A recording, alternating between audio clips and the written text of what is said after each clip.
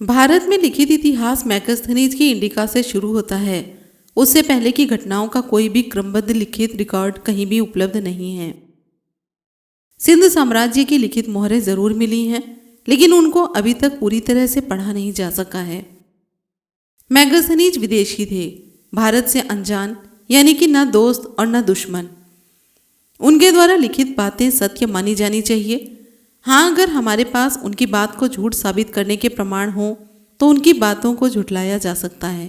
गिरी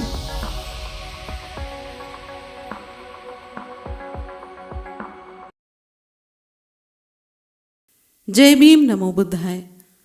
आज हम बात करने जा रहे हैं इंडिका से, जिसके लेखक हैं कुलदीप कुमार जी। मैगस्थनीज ने लगभग पूरे भारत का दौरा किया। लगभग हर उस दरिया में उन्होंने नौका यात्रा की जिसमें नौका चल सकती थी। सिंध और गंगा नदियों से निकलने वाले तथा उनमें मिलने वाले हर नदी नाले का वर्णन उन्होंने किया है। ये तथ्य इस बात को दर्शाता है कि वे इन दरियाओं के एक ओर से लेकर अंतिम छोर तक गए। इन नदियों के किनारे फलने फूलने वाले अनेक नगरों का उल्लेख उन्होंने किया है। उन्होंने भारत की पश्चिमी सीमा अर्थात आज़ादी से पहले के पंजाब का विस्तृत ब्यौरा दिया है। ये वही क्षेत्र है जहाँ सिंध साम्राज्य के नष्ट किए गए नगरों के घरों, स्तूपों आदि के खंडहर मिले हैं। उन्होंने अपनी पूरी यात्रा में कहीं पर भी नष्ट किए हुए नगर देखने का उल्लेख नहीं किया है।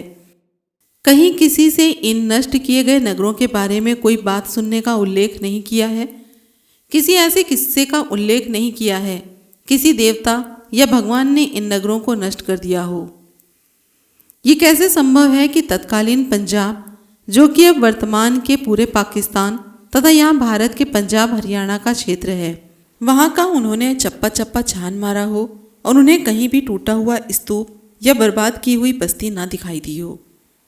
हड़प्पा और मोहनजोदड़ो जैसे नगरों के टूटे हुए मकानों के खंडहर 10 वर्ग किलोमीटर के क्षेत्र में फैले पड़े हैं। कोई आदमी वहाँ से गुजरा हो और उसे वह खंडहर ना दिखाई दिए हों, ऐसा तो हो ही नहीं सकता। अगर मैगस्थनीज से 2000 साल बाद अंग्रेजों को भी यही सब खंडहर दिखाई दे सकते हैं, तो मैगस्थनीज के समय में तो ये खंडहर और भी अच्छी हालत में होने चाहिए थे। उनको तो दूर से ही खंडहर दिख जाने चाहिए थे। उनको खंडहर नहीं मिलने का अर्थ यही निकाला जा सकता है कि सिंध साम्राज्य के ये नगर उनके समय में खंडहर नहीं बनाए गए थे। इन नगरों को मौर्य काल के बाद नष्ट किया गया। यहाँ मैगस्थनीज तथा उनके समकालीन इतिहासकारों द्वारा लिखी गई ये बात ध्यान में आती है कि सम्राट संदर कोच ने जब सेल्यूकस को हराया तो उसने सम्राट को आर्यावर्त दहेज में दे दिया था। उसे बाद ही वहाँ के निवासी यानी कि ब्राह्मण और आर्य भारत में आकर बसने लगे थे। अतः उससे पहले यथाकथित आर्य या ब्राह्मण समूह द्वारा सिंध साम्राज्य के नगर तबाह करने का सवाल ही नहीं पैदा होता। मैगस्थनीज ने यह भी लिखा है कि ना तो भारतीयों ने किसी देश पर अधिकार किया है और न ही बाहर से आकर किसी ने यहाँ अधिकार किया है। इसका अर्थ ये है कि तब तक ब्राह्मण यानी कि आर्य भारत पर काबिज नहीं हो पाए थे। उनके इक्का दुक्का लीडर ही अपनी श्रेष्ठता सिद्ध करने के लिए हाथ पांव मार रहे थे।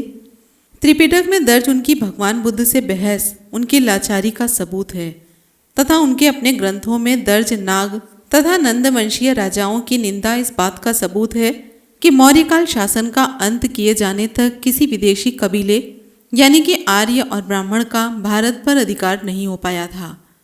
अगर मैगस्थनीज 183 ईसा पूर्व से 10-20 साल के बाद भारत आए होते तो कदापि ऐसा नहीं कह सकते थे, क्योंकि तब विदेशी यानी कि ब्राह्मण और आर्य भारत पर कब्जा कर चुके थे।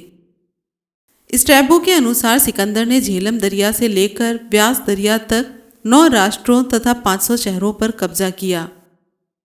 सिकंदर के हमले के समय इस सिंध साम्राज्य क्षेत्र में 500 जीवित शहरों का होना इस बात का सबूत है कि उस समय तक सिंध साम्राज्य के नगर नष्ट नहीं किए गए थे। अगर सिकंदर के समय तक यह बसते हुए नगर थे जो बनते ह्वेनसांग के समय में उजड़े हुए थे, तो इसका अर्थ यही निकाला जा सकता है कि इनको उजाड़ने की दरिंदगी मौर्य काल के बाद की गई, जब मगध से खदेड़ दिए जाने के बाद पुष्यमित्र ने इस क्षेत्र पर कब्जा किया। इसके साथ ही मैगस्थनीज ने सिंध साम्राज्य के क्षेत्र में रहने वाले सैकड़ों कबीलों के नाम अपनी पुस्तक में दिए हैं तथा ये भी लिखा है कि हर कबीले ने कम से कम 2 नगर बसाए हुए हैं। इन तथ्यों के आधार पर यह निष्कर्ष निकाला जा सकता है कि मौर्य काल तक सिंध साम्राज्य के नगर फल फूल रहे थे। मैगस्थनीज ने सिंध दरिया किनारे बसने वाले जिन नगरों का विवरण दिया है वे वही नगर हैं जिनके खंडहर आजकल मिलते हैं। अतः सिंध साम्राज्य का नाश मौर्य काल के बाद ही किया गया। तो ये थी एक छोटी सी जानकारी सिंध साम्राज्य मौर्य काल के बाद नष्ट किया गया इस बारे में। मिलेंगे फिर अगली वीडियो में एक नई जानकारी के साथ। वीडियो पसंद आ रही हो तो लाइक कमेंट शेयर करके चैनल को सब्सक्राइब करके बेल आइकन को ऑन करना ना भूलें, जिससे कि आने वाली वीडियो के बारे में आपको सबसे पहले पता चल सके। मिलते हैं अगले वीडियो में। जय भीम, नमो बुद्धाय, जय संविधान।